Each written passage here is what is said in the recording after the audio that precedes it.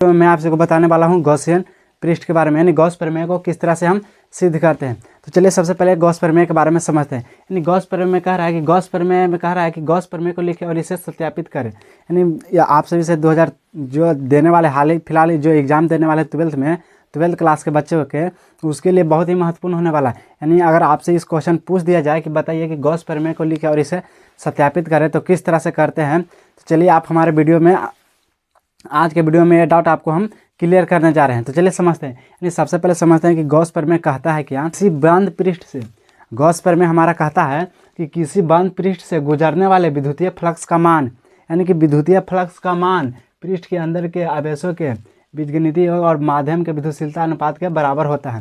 विद्युतशीलता अनुपात के बराबर होता है, यानी कि क्या होता है, विद्युतशीलता अनुपात के बराबर होता है। यानी कि फाई बराबर फार्मूला होता है, फाई बराबर E/ε0। यानी कि फाई बराबर जो हम लोग का फार्मूला होता है, फाई बराबर, इसको फाई बोला जाता है, आप सब समझते हैं। यानी इसको फाई से समझा जाता है। तो यानी कि फाई बराबर हम लोग को हो जाएगा Q/ε0। अब आगे समझते हैं। अब कह रहा है कि हमको सत्यापित करना है। तो सबसे पहले हमको सत्यापित करना है किसको, गॉस प्रमेय को। तो सत्यापन करने से पहले इसके हम बारे में कुछ लिखेंगे, यानी कि पहले हम इसके बारे में रचना करेंगे। तो देखिए सबसे पहले हमने कहा कि माना कि क्यू आवेश के कारण आर दूरी पर, क्यू आवेश के कारण, यानी कि क्यू आवेश के कारण आर दूरी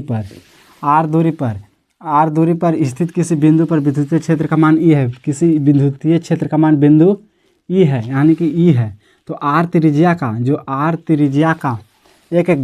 एक काल्पनिक गोलाकार गॉसियन पृष्ठ की कल्पना किया, गॉसियन पृष्ठ की कल्पना किया। यहाँ तक समझ में आया। यानी कह रहा है कि अब यहाँ से समझते हैं गॉसियन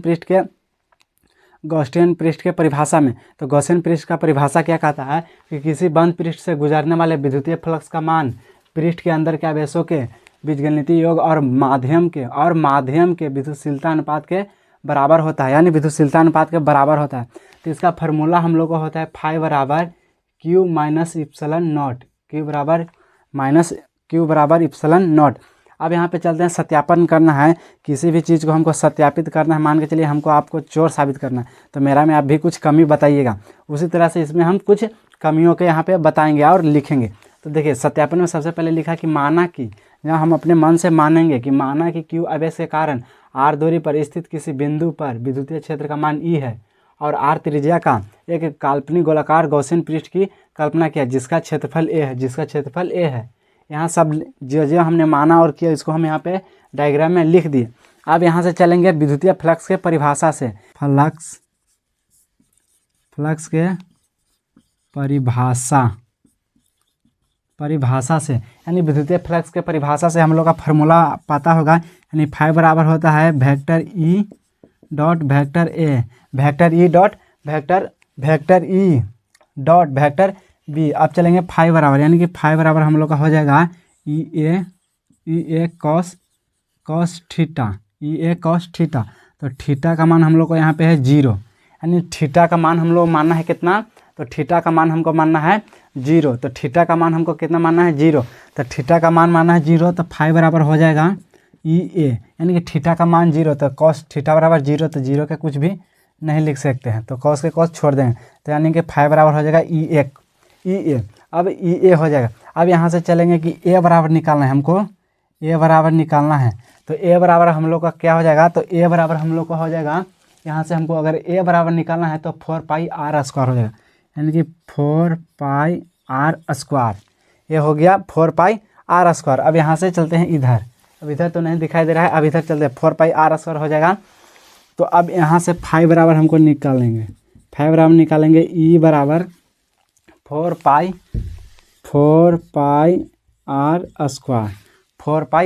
देखिए क्या किया, सबसे पहले तो हम लोग फाई बराबर चलें विद्युतीय फ्लक्स की परिभाषा से।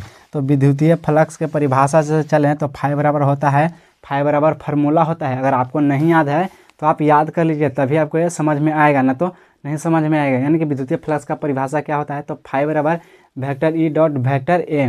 वेक्टर यानी ऊपर जो माथा पर है तो उसे वेक्टर बोलते हैं, इतना तो आपको पता ही होना चाहिए।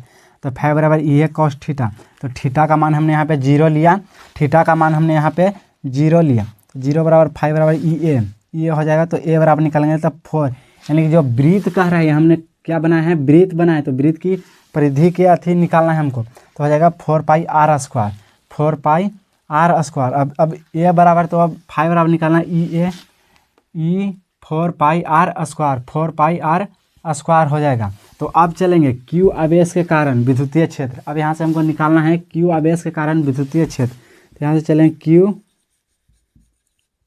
आवेश के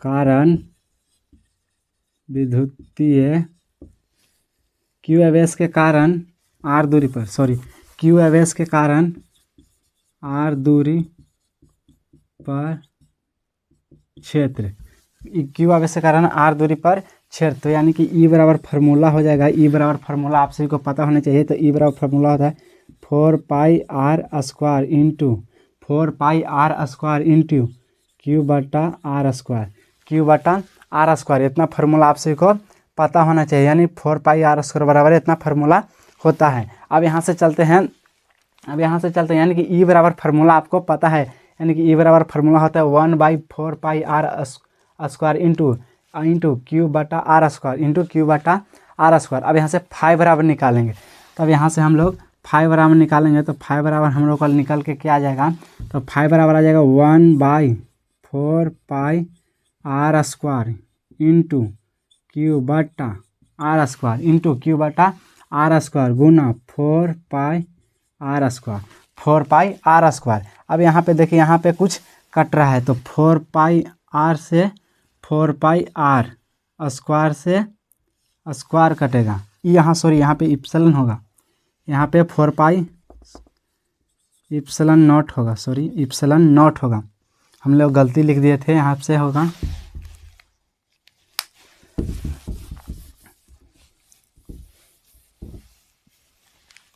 अब यहाँ से लिख देंगे, यानी क्यू आवेश के कारण आर दूरी पर स्थित क्षेत्र, क्यू आवेश के कारण आर दूरी पर स्थित क्षेत्र, तो हम लोग का है यहाँ हो जाएगा ई बराबर फार्मूला हो जाएगा 1/4 pi epsilon not into Q बटा आर स्क्वायर। अब हमको यहाँ से निकालना है 5 बराबर हो जाएगा 1/4 pi epsilon not into Q बटा are square into 4 pi are square, 4 pi are square. तो यहाँ से देखिए आर स्क्वायर को कैंसिल कर दिए, 4 पाई से 4 पाई को कैंसिल कर दिए, तो 5 बराबर हम लोग का बच गया कितना, ऊपर में एक और क्यू का स्क्वायर करेंगे, एक और क्यू में गुना करेंगे तो क्यू, और नीचे इप्सिलॉन नॉट, यही हमको सिद्ध करना था, एक बार फिर से समझते हैं। देखिए सबसे पहले तो हमको गॉस प्रमेय के लिखने के लिए कहा है और इसे सत्यापित करने के लिए कहा है। तो गॉस प्रमेय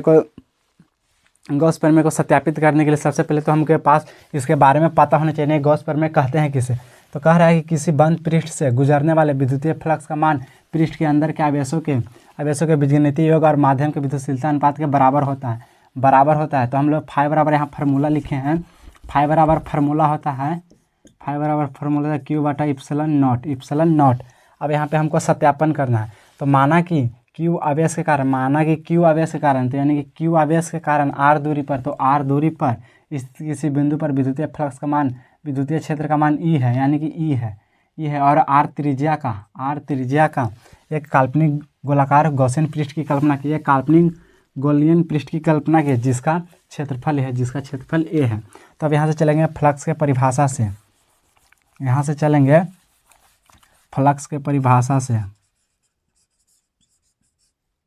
फ्लक्स के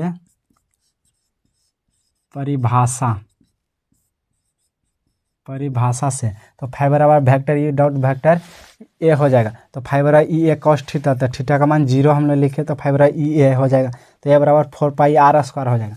अब 5 बराबर निकालना है तो ई 4 पाई आर स्क्वायर हो जाएगा। तो क्यू आवेश के कारण आर दूरी पर, यानी कि क्यू आवेश के कारण आर दूरी पर, यहाँ निकालना है क्यू आवेश के कारण आर दूरी पर क्षेत्र। तो इप्सिलॉन बराबर हो जाएगा 1/4, ई बराबर हो जाएगा 1/4 पाई इप्सिलॉन नॉट, इसको हम लोग बोलते हैं epsilon not into pi q बटा आर स्क्वायर। तो 5 बराबर हो जाएगा 1/4 pi epsilon not into u q बटा are square into 4 pi are square. तो पाई स्क्वायर से पाई स्क्वायर कट जाएंगे तो बच जाएगा हम लोग का क्यूब बटा इप्सिलॉन नॉट बच जाएगा। तो आप सभी से आशा करेंगे कि आपको भी अगर हमारा वीडियो अच्छा लगे तो आप भी हमारे यूट्यूब चैनल को लाइक और सब्सक्राइब जरूर करें। तब तक के लिए जय हिंद।